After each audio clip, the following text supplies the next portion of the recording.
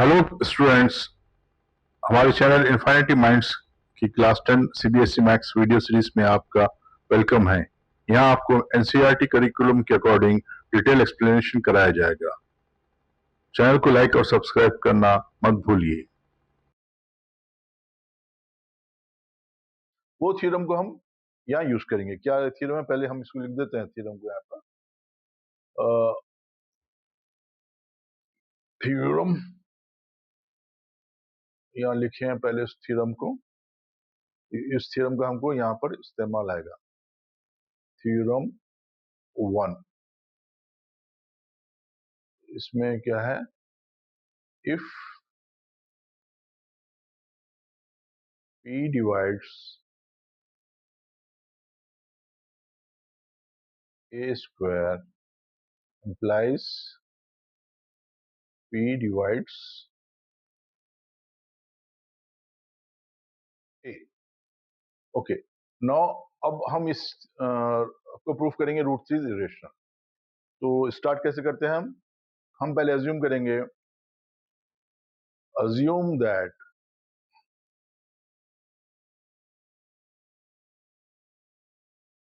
अब रूट 3 क्या है, रेशनल है इरेशनल है, हम कुछ नहीं पता है। सपोज हम एकदम ब्लैंक स्लेट से हैं, तो हम क्या करते हैं, अज्यूम करेंगे चलो इरेशनल नहीं है, रेशनल है। तो रेशनल का हमको उसका डेफिनेशन पता है, उसके हिसाब से हम आगे बढ़ते हैं। Okay, so assume that root 3 is rational. Okay, now उसका डेफिनेशन क्या है, रूट 3 इज रेशनल मतलब root 3 equals to P by Q, where P comma Q have no common factor। इसको लिखते हैं को प्राइम बोल के लिखते हैं, लेकिन को प्राइम का मतलब क्या है, they have no common factor. तो हम पूरा उसका डेफिनेशन लिख देते हैं, नो कॉमन फैक्टर। को प्राइम लिखेंगे तो फिर आपको कुछ समझ में नहीं आएगा। ठीक है, okay. So P and Q have no common factor, ये इंपॉर्टेंट चीज है। अब नेक्स्ट, अब इस इक्वेशन क्या करेंगे, अब यहाँ पी डिवाइड बाई क्यू है, तो क्यू इधर डिवाइड है, इधर आएगा तो इक्वेशन के मल्टीप्लाई हो जाएगा। तो आप क्या होगा, Q into root 3 equals to P, which implies, okay, now squaring both sides, squaring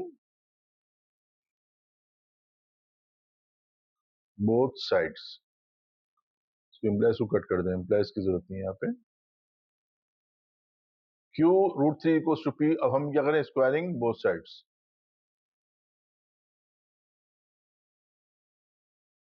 इसको रब कर देते हैं।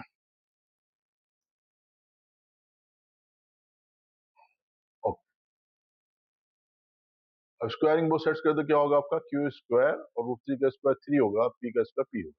तो इसको लिखेंगे हम जो है 3Q square equals to P square. 3Q square equals to P square. अब हम इसमें ऑब्जर्व कर रहे हैं, P square is 3 into some number, तो इसका मतलब यह है कि पी स्क्वायर 3 से डिविजिबल है।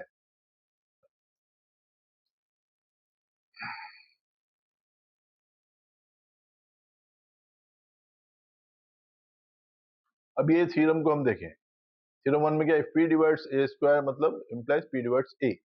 तो इस थ्योरम को हम यूज करते हुए हम क्या करेंगे, अब 3 क्या एक प्राइम नंबर है, 3 डिवाइड्स पी स्क्वायर, तो इसका मतलब ये हुआ कि implies 3 divides p। ओके, अब ये देखिए इंपॉर्टेंट है ये, इसको हम बाद में इसका इस्तेमाल करेंगे 3 डिवाइड्स p को। अब आगे बढ़ते हैं।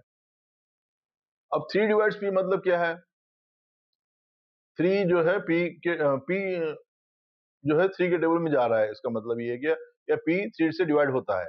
तो अब आप लिख सकते हैं, होगा 3 इंटू सम नंबर, कोई नंबर से आप 3 को मल्टीप्लाई करेंगे तो आपको p की वैल्यू आएगी, तो वो नंबर क्या होगा हमको नहीं पता, तो हम एक अज्यूम कर लेते हैं। सो p इक्वल्स टू, इसको लिखते हैं हम p इक्वल्स टू 3c, कोई नंबर c होगा for some integer c, for some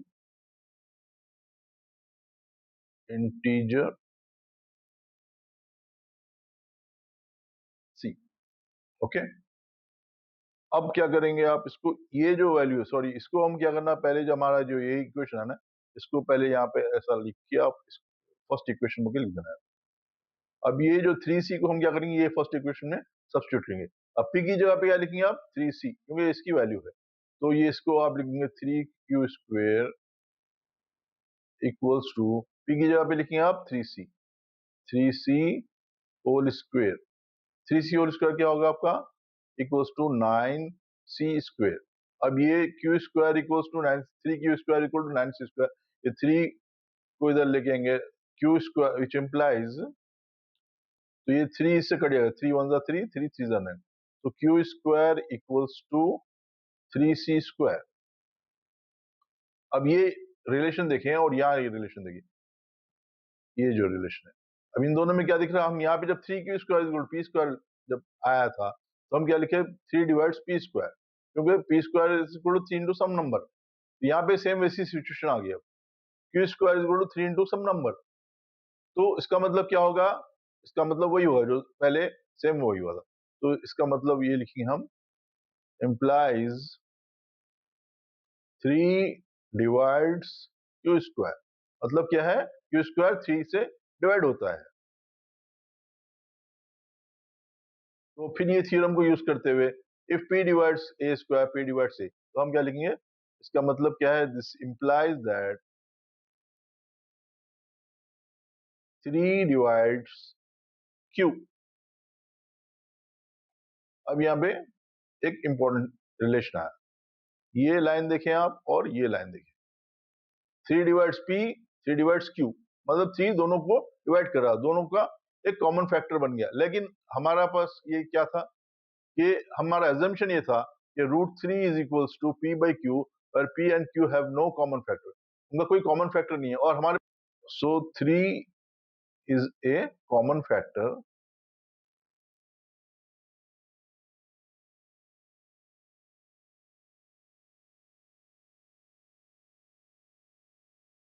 of p and q। Okay, तो अब ये क्या है, कॉन्ट्राडिक्शन है, दिस इज ए कॉन्ट्राडिक्शन, यहाँ पे लिखा हैव नो कॉमन फैक्टर और यहाँ पे बोल रहा कॉमन फैक्टर है, तो लिखना therefore this is a contradiction. Contradiction मतलब दो एक बातें जो है एक के खिलाफ है, मतलब यहाँ पे एक बात है कि नो कॉमन फैक्टर और यहाँ बोल रहे हैं कॉमन फैक्टर दिखा रहे हैं, तो ये क्या बोलते हैं, इसको बोलते हैं हम इट्स ए कॉन्ट्राडिक्शन।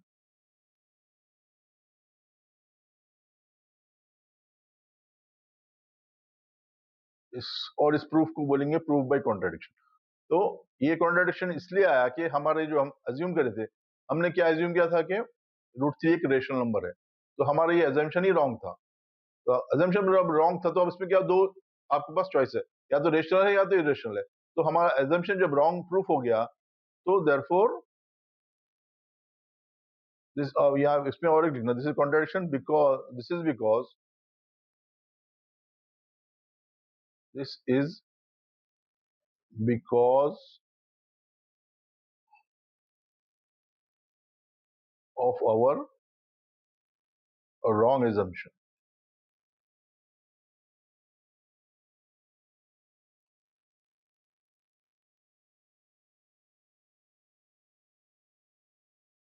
ओके, ये हमारा एजम्पशन रॉन्ग था बोल के हम यहाँ बोल दिए, तो अब हमारा एजम्पशन को हम करेक्ट करते हैं।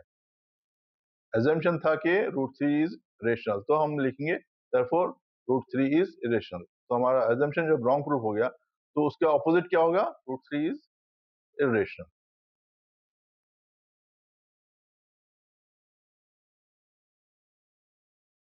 Hence proved. तो बहुत सारे